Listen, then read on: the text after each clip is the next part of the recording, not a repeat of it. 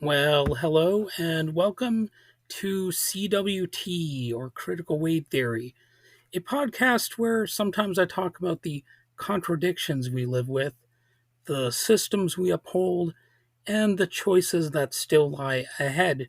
So today I'm looking at a hard truth.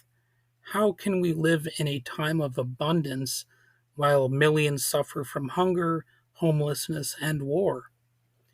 So, I'm sure you've heard of that phenomenon of dual realities, and really that is what we are enduring at the moment.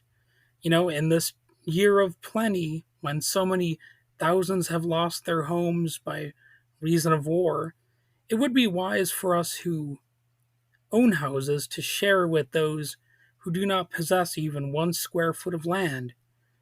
But that can be easier said than done. So, this era we are in begs us with a moral clarity that's hard to ignore. And yet, here we are in the wealthiest country on earth. Well, at least at the moment.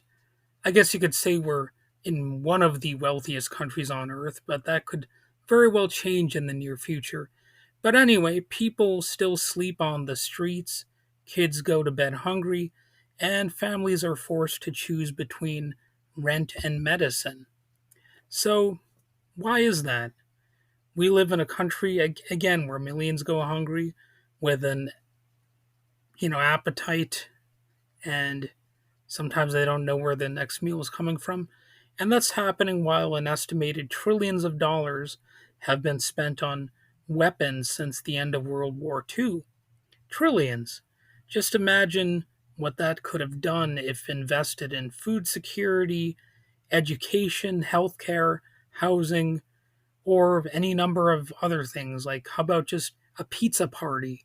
You know, the occasional pizza party.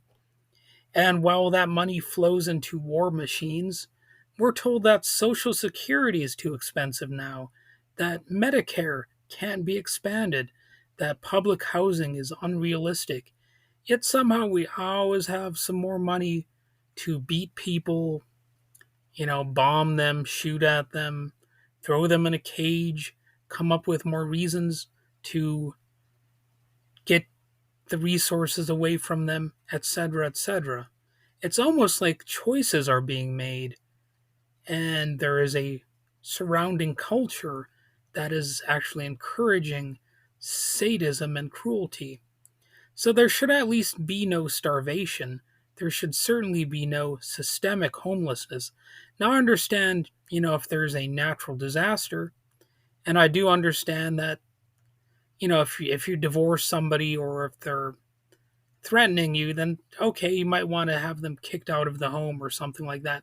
I'm not even blaming individual landlords because, an individual like that is not solely responsible in a capitalistic society. There should be public housing available and ease of access to resources. Basically, society, in my opinion, should be run like a giant cooperative filled with smaller cooperatives. But that's not the system we're in. The system we're in prioritizes profit over people, and this isn't some radical conspiracy theory, it's Economics 101. Capitalism as it currently functions has made its choice. And we hear about the wealth of nations, the invisible hand, but that hand doesn't always feed the hungry. It doesn't necessarily shelter the homeless. It more often builds missiles and then calls it security. And we can see headlines like, "To prevent war, NATO must spend more." And, I understand that. I understand that logic. The idea that sometimes you need self defense. Again, the headline I'm talking about says, "To prevent war, we spend more on war," or NATO must spend more. It's understandable, and one could certainly defend self defense as a general concept, yet ultimately spending more on warfare has us looking backwards. It's violent, and it's working exactly as intended. Emma Goldman once said, thinking men and women the world over are beginning to realize that patriotism is too narrow and limited a conception to meet the necessities of our time. And, people say that she was a radical and extremist and all that stuff. But to me, that's just plain logic right there. It's just obvious. We need something bigger than nationalism, bigger than capitalism, bigger than passive hope. We often hear, don't just vote, get active. And this is where alternatives come in. You know, uh, a lot of different ideas are out there that we could borrow from: socialism, anarchism, anarcho syndicalism, ideas that have their own limits, but that demand we rethink power, ownership, and community. So the socialists call for better conditions, even under the capitalist system. The anarchists demand more freedom, even in present day society. So when you really look at it, both ideologies are about greater equality through systemic change. That doesn't mean they all have all of the answers. In fact, I reject the authoritarian form of communism, which leads to destructive dictatorships. I vastly prefer direct democratic forms. But socialists and anarchists ask better questions than the American status quo, at least in my opinion, which is why I always come back to draw some water from those so called radical left wing wells. I just find it boring to look at everything from the opinion of the status quo. And scripture echoes some radical sentiments as well. It says, I put before you life and death. Choose life. So, yeah, maybe you don't know everything about politics, economics, or history. Neither do I. But the point is to stay curious, to ask questions, to read, listen, learn, and then act accordingly. So, here's a bit of a resource drop for you. If you want to explore more, check out information on poor people's movements in history.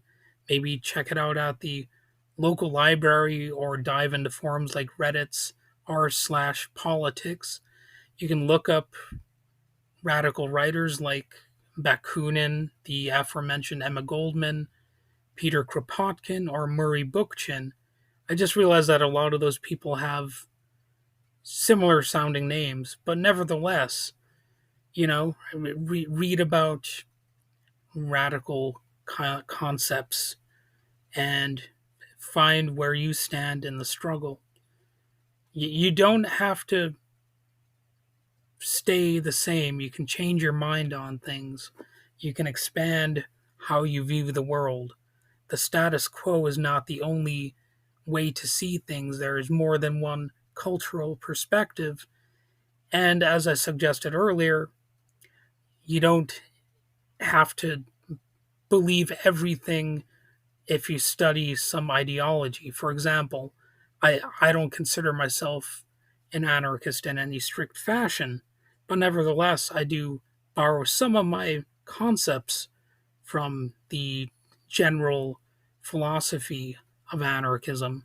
And I don't think there's any reason that you should have to feel bad about that, especially when you can really only apply so many principles and standards or ideas, you know, in a given lifetime on an individual level. You're not going to perfectly match any perspective. And frankly, there are some theories in anarchism that I do not agree with. That's partly because there are so many different concepts and different offshoots involved. And I'm not of the belief that the status quo is going to totally go away overnight or anything drastic like that. No, it's something people will need to sort of chip away at over time. And I guess the only problem is maybe we're running low on time. So because we are in a year of plenty, what we choose to do with that plenty defines who we are. Well, that's about all I need to say here for now. Thanks for listening. This was Critical Weight Theory. Stay sharp, stay awake, and until next time, choose life.